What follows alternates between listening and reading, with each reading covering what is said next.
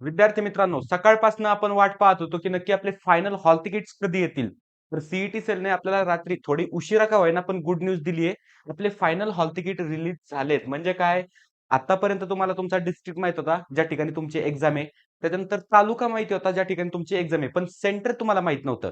एक्झामची date आणि एक्झामची कोणती shift आहे, सकाळची आहे की संध्याकाळची आहे, हे तुम्हाला माहीत होतं. पण आता जर तुम्ही हॉल तिकीट डाउनलोड केले, मी तुम्हाला दाखवेल, लाईव्हमध्ये दाखवेल, की नक्की तुम्ही तुमच्या लॉगिन मध्ये जाऊन कशा पद्धतीने हॉल तिकीट हे डाउनलोड करू शकता आणि त्याचबरोबर आणखीन काही इन्स्ट्रक्शन्स आहेत ते पण मी तुम्हाला सांगणार आहे. त्याच्यामुळे व्हिडिओ हा शेवटपर्यंत पाहायचा आहे आणि चॅनलवर नवीन असाल तर चॅनलला नक्की सबस्क्राईब करायचं आहे. आता मी काय करतो, तुम्हाला डायरेक्ट सीईटी सेलच्या ऑफिशियल वेबसाईटवर घेऊन जातो. फर्स्ट ऑफ ऑल आपल्याला कोणतंही एक ब्राउझर तुम्ही ओपन करायचंय आणि त्याच्यामध्ये तुम्हाला सर्च करायचंय महा सीईटी सेल. ओके, महा सीईटी इथं तुम्ही सर्च केलं, जी पहिली वेबसाईट असेल तर ती वेबसाईट ओपन करायची. आता काय झालंय, की आत्ताशी कुठं हॉल हॉल तिकीट रिलीज झाले. त्याच्यामुळे वेबसाईट थोडीशी सध्या लॅग चालते किंवा हळू ओपन होते. पण आपण वेट करूया हां, काही प्रॉब्लेम नाही. आपण त्याला वेट करूया. ओपन होते. आता या ठिकाणी इथं वेबसाईट ओपन होईल. मी ऑलरेडी तसं हॉल तिकीट एक डाउनलोड करून ठेवलंय. जर एनी चान्स वेबसाईट क्रॅश झाली तर तुम्हाला दाखवण्यासाठी. पण इथं वेबसाईट ओपन झाली आहे. सीईटीच्या एक्झाम पोर्टलवर जायचंय आणि तुमचा जो रजिस्टर्ड ईमेल आयडी आणि पासवर्ड आहे, तर तो एंटर करायचा तुम्हाला. जर तुमच्याकडनं पासवर्ड विसरला गेला असेल, तर फॉरगॉट पासवर्ड या बटनावर क्लिक करून तुम्ही पासवर्ड हा रिसेट करू शकताय. बरं, आता मी इथं काय करतो, ईमेल आयडी एंटर करतो. ओके, ईमेल आयडी एंटर केली आणि त्याच्यानंतर याचा पासवर्ड एंटर करतो. ओके, पासवर्ड एंटर करतोय. तर या ठिकाणी मी आता या स्टुडंटचा पासवर्ड सक्सेसफुली एंटर केलाय. त्याच्यानंतर साइन इन या बटनावर क्लिक करायचं आपल्याला.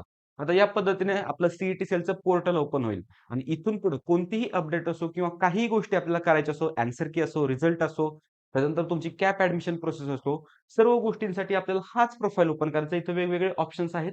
तर आपण directly hall ticket or admit card या ऑप्शनमध्ये जायचंय. इथं गेल्याच्या नंतर हे पहा, बऱ्याचशा जणांना प्रॉब्लेम येतो, की एनरोलमेंट नॉट फाउंड हा प्रॉब्लेम येतोय. त्यांच्यासाठी मी सांगेल, की तुम्ही लगेच तिकीट रेज करा. मी ऑलरेडी एक व्हिडिओ बनवलाय, की तिकीट कशा पद्धतीने रेज केलं जातं आणि जर प्रॉब्लेम सॉल्व्ह होत नसेल, तर डायरेक्ट सीईटी सेलला कॉन्टॅक्ट करा. ऑफलाईन व्हिजिट केलं तरी सुद्धा चालेल. मुंबईला सीईटी सेलचं ऑफिस आहे किंवा इथं वेबसाईटवर त्यांचा ॲड्रेस दिलेला आहे. मग आता एम-एस-टी सीईटी पी-सी-एम 2026 इथं हॉल तिकीट आपण गेट हॉल तिकीट म्हणून डाउनलोड करतोय. इथं डाउनलोडची आपल्याला लिंक येते. तुमचं नाव वगैरे इथं तुम्हाला दाखवेल. अजूनही तुम्हाला शेवटचं सांगतो, लास्टचं सांगतो, की हॉल तिकीट फक्त सध्या पी-सी-एम फर्स्ट अटेम्प्टचे रिलीज झाले आहेत. त्याच्यामुळे पी-सी-बीच्या स्टुडंटनी अजिबात घाबरायचं कारण नाही, की त्यांच्या एक्झामच्या अगोदर 4 ते 5 दिवस याच पद्धतीने त्यांचे हॉल तिकीट त्यांच्या लॉगिन आयडीमध्ये दिसतील. आता मी इथं हॉल तिकीट डाउनलोड करतो. या डाउनलोड बटनावर क्लिक करायचंय. आता हे हॉल तिकीट तर आपल्याला पहिलंच मिळालं होतं. मग याच्यात चेंजेस काय झालाय?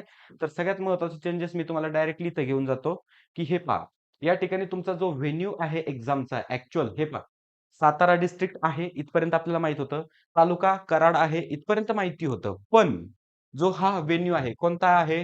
तर पहा, गव्हर्नमेंट इंजिनिअरिंग कॉलेज कराड म्हणजे गव्हर्नमेंट कराड या ठिकाणी याचं सेंटर आलेलं आहे. या स्टुडंटचं इथं सेंटरचा पूर्ण ॲड्रेस दिलाय. त्याचबरोबर आता आणखीन काय महत्त्वाचे इन्स्ट्रक्शन आहेत जे तुम्हाला फॉलो करायचे. सर्वप्रथम तुमचं नाव वगैरे याच्यावर पूर्ण किंवा व्यवस्थित आलंय का हे तुम्हाला चेक करायचंय. म्हणजे काय, की तुमचे स्पेलिंग मिस्टेक एखादी नाही ना. जर स्पेलिंग मिस्टेक असेल तर आपल्याला तिथं फिटबिट करावं लागतं. त्याच्यानंतरनं काय, तर तुमचं फुल नेम वगैरे, त्याच्यानंतरनं तुमची डेट ऑफ बर्थ व्यवस्थित प्रिंट झाली किंवा बरोबर प्रिंट झाली आहे का?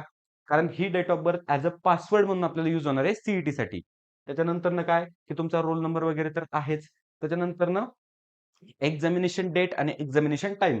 हे पहा, एक्झामिनेशन डेट 20/4/2026 म्हणजे या मुलाची 20 एप्रिलला शिफ्ट आहे आणि त्याच्यानंतर याचा एक्झामिनेशन टाईम किती आहे? तर 2 वाजल्यापासनं 5 वाजेपर्यंत. मग 2 वाजता गेल्यावर चालतंय का? नाही, बिलकुल नाही चालत. हे इन्स्ट्रक्शन पहा तुम्ही एकदा. काय तर गेट क्लोजर टाईम आपल्याला तिथं रिपोर्टिंग किती वाजल्यापासून सुरू होणार? तर 12:30 पासून रिपोर्टिंग सुरू होणार. संध्याकाळच्या शिफ्टला बरं का. आफ्टरनूनची जी शिफ्ट आहे, तर 12:30 पासून रिपोर्टिंग चालू होणार आणि जी मॉर्निंगची शिफ्ट आहे, तर तिला 7:30 वाजल्यापासून रिपोर्टिंग चालू होणार आणि त्याच्यानंतरनं आफ्टरनूनची जी शिफ्ट आहे, तिचं गेट कधी क्लोज होणार? तर 1:30 वाजता. तुम्हाला 1:31 जर तुम्ही तिथे गेले, तर तुम्हाला अलाऊ करणार नाहीत. कोणत्याही परिस्थितीत अलाऊ करणार नाही. कारण कॉम्प्युटर बेस एक्झाम आहे. तिला एक पर्टिक्युलर लॉगिन टाईम असतो किंवा जे लॉगिन होतं ते मॅन्युअली तिथं लॉगिन होत नाही. ते ऑलरेडी डायरेक्ट त्यांचं जे ऑफिशियल त्यांची समजा वेबसाईट असते सीईटी सेलची ती हिडन असते.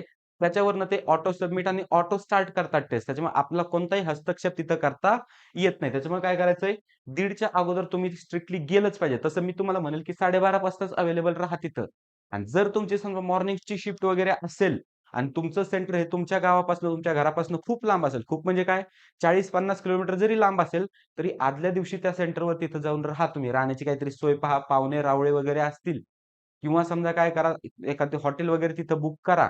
सेंटर खूप लांब असेल तर करावंच लागेल. पण 40-50 किलोमीटर असेल तरी रिस्क घेऊ नका. कारण पहा 40-50 किलोमीटरचा प्रवास जर तुम्ही टू व्हीलर वगैरेने जर करत असाल, सध्याची ट्रॅफिक कंडिशन, रस्त्याची कंडिशन सर्व गोष्टी जर लक्षात घेत असता, आपण शुअर नाही की आपण त्या टायमाला पोहोचूच. कारण परिस्थिती कोणत्याही टाईमाला उद्भवू शकते आणि आपली ही 2 वर्षाची मेहनत आहे, ती आपल्याला एका मिनिटासाठी आपल्याला वाया घालवून चालणार नाही किंवा एका दिवसासाठी आपल्याला ती रिस्कमध्ये टाकायला चालणार नाही. त्याच्यामुळे अगोदरच आपलं तिथं नियोजन करायचंय. मग हे सगळ्या गोष्टी तुम्ही चेक करायच्यात. तुमचा ग्रुप वगैरे व्यवस्थित आलाय का? त्याच्यानंतरनं क्वेशन पेपर लँग्वेज सगळ्यात मोस्ट इम्पोर्टंट. बऱ्याच जणांनी चुकून मराठी सिलेक्ट केलंय, पण आता ते फसले. त्याच्यामुळे इंग्लिश आहे हे तुम्ही एकदा कन्फर्म करून घ्या. आणि त्याच्यानंतरनं हे जे सेंटर आहे, तर या सेंटरला तुम्हाला गिव्हन टाईम जो आहे, तर तिथं अवेलेबल राहा. त्याचबरोबर अजून एक महत्त्वाचं इन्स्ट्रक्शन म्हणजे काय?